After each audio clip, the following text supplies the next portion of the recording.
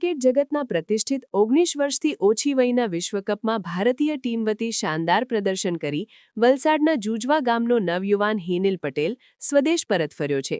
માતૃભૂમિ પર પગ મૂકતાની સાથે જ સ્થાનિક રહીશો, પરિવારજનો અને રમતપ્રેમીઓ દ્વારા આશાસ્પદ ક્રિકેટરનું ફૂલહાર અને પુષ્પગુચ્છ અર્પણ કરી અદકેરો સ્વાગત કરવામાં આવ્યું હતું। વલસાડના આ પનોતા પુત્રની ઉપલબ્ધિને વધાવવા માટે સમગ્ર પંથકમાં ભારે ઉત્સાહ અને હર્ષોલ્લાસનું વાતાવરણ જોવા મળી રહ્યું છે।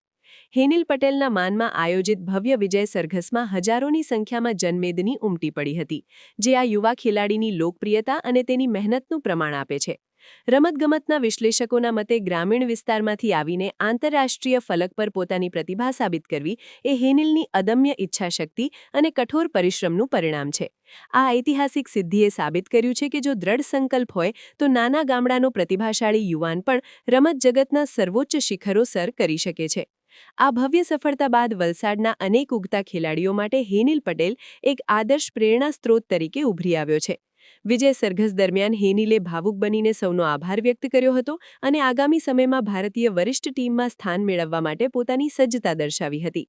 સ્થાનિક રમતગમત સંગઠનો અને અગ્રણીઓએ પણ હેનિલની આ સિદ્ધિને વલસાડના રમત ઇતિહાસના સુવર્ણ પ્રકરણ તરીકે ઓળખાવી ઉજ્જવળ ભવિષ્યની શુભેચ્છાઓ પાઠવી હતી। તો અમારી એક મહેનત હતી, માતા પિતાનો એક સાથ સરકાર હતો અને જે અમારા ગામના બધા છે અને વલસાડના બધા છે એ બધાનો સપોર્ટના લીધે હું એક અહીંયા સુધી પહોંચ્યો અને ત્યાંનું એક પ્રેશર લેવલ એક અલગ રીતનું હતું, જે હું કેવી રીતે હેન્ડલ કરવાનું એ હું સારી રીતે શીખ્યો। અમારો ટાર્ગેટ એ જ હતો કે અમારે વર્લ્ડ કપ જીતવાનું હતું, તો બધાનો ટાર્ગેટ માઇન્ડસેટ અને એક જ ધ્યેયથી અમે લોકો ચાલ્યા તો અમને એક રિઝલ્ટ મળ્યું।